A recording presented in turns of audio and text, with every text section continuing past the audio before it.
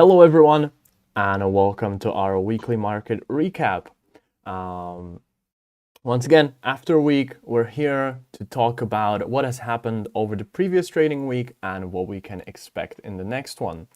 Uh, as always, we're going to leave a minute for the people from Discord to join in and for everybody tune in, grab their popcorn, make themselves comfortable. In the meantime, let me introduce you to my co-hosts. To my right-hand side is Ben Sparham. Hey there, everybody. Underneath me, Bruno Perinelli. Hi guys. And to his right-hand side, Jake Torres. Hello guys. How are you guys doing today? Really good, thank you. How about yourself? Yes. Wonderful. Great. I'm all right. Had a really nice week. Now, it looks like everybody is slowly joined in.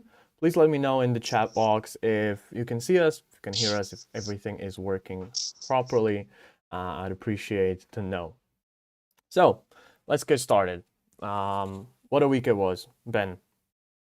Can we get started on what has been happening in the European markets? What have been the most important events that you focused on this week?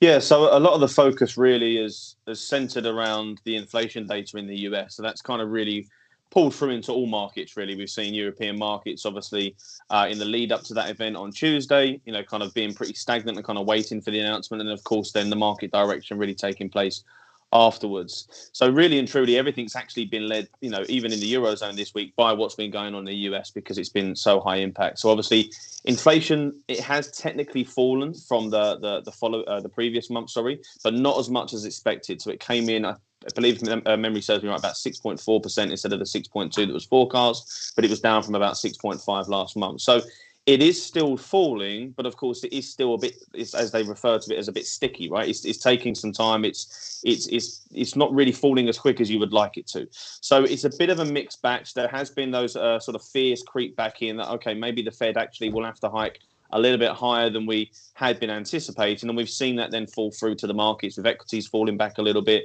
the dollar strength coming back into the market a little bit as well. So it's been interesting to kind of see people rebalance themselves effectively in the market. Thank you very much. Bruno, how are we doing overseas and the America? Yeah, I kind of agree with what Ben just said. To add some things, the CPI came in some basis points above expectations, also the PPI. And now traders are expecting 50 to 75 basic points hikes towards mid 2023. Also, we got the strongest monthly retail sales growth, 3% in just a month in January, and jobless claims came in below 200K. So that is showing that the US economy is still strong. However, there are signs that are alerting us of a future recession, probably by the end of 2023. The 10-year and the 2-year bond yields are pointing downwards. That's kind of a forward-looking recession indicator. It's alerting us and saying that we should not take too much risk. And I think that is what is encouraging traders to go to the safe havens dollar instead of go to other MENA or exotic currencies. Where are the opportunities for traders arising from those news? I mean, the main currency that's been demanded recently is the US dollar. But there are some other currency pairs that are positively correlated to the USD, such as the euro pound, also the euro yen, and the pound Swiss franc is negatively correlated. Also, the euro Swiss franc is negatively correlated. So I think I'd focus there. Also in the USD CAD. Positively. Thank you. Guys, if you're interested in seeing more of those, or seeing more depth or more in-depth about those certain currencies, definitely join in into Bruno's live sessions. And let's finish the recapping part of our live stream with you, Jake. What has been going over in Asian markets? First of all, since we track the Japanese yen currency, so one of the recent drivers of the price action for the Japanese yen is the who will be the next governor for the BOJ.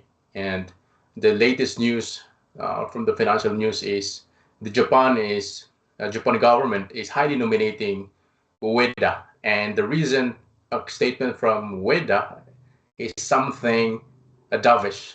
He said that the current monetary policy stance for the BOJ is appropriate. So that is something hawkish because currently they are in a negative interest rate territory. And after that comment, we saw some weakness from the Japanese yen.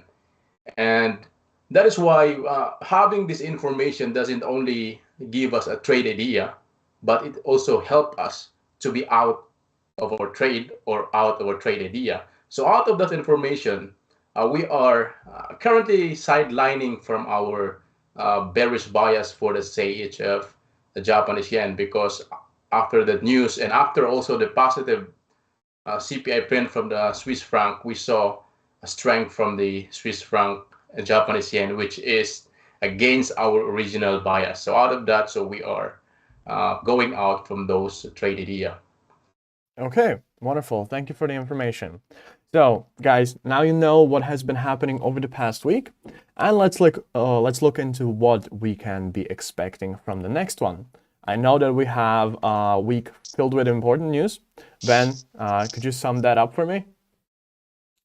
Yeah, so we've got a bit of a mixed batch of news going on. So there's some more inflation data coming out next week, places like Canada, Germany as well, I believe. So it's going to be interesting to see how other countries are getting on, basically, right? So we've seen, obviously, America, excuse me, and their inflation rate just kind of slowly creeping down, as we spoke about a second ago. It's going to be interesting to see if other areas are having the same issue, or if the actions that their central banks have actually started to take effect, really. So I'm be watching those data releases very, very closely, because, of course, that could give us an indication potential for currency pairs, for currency strength, and obviously then looking to correlate those pairs together.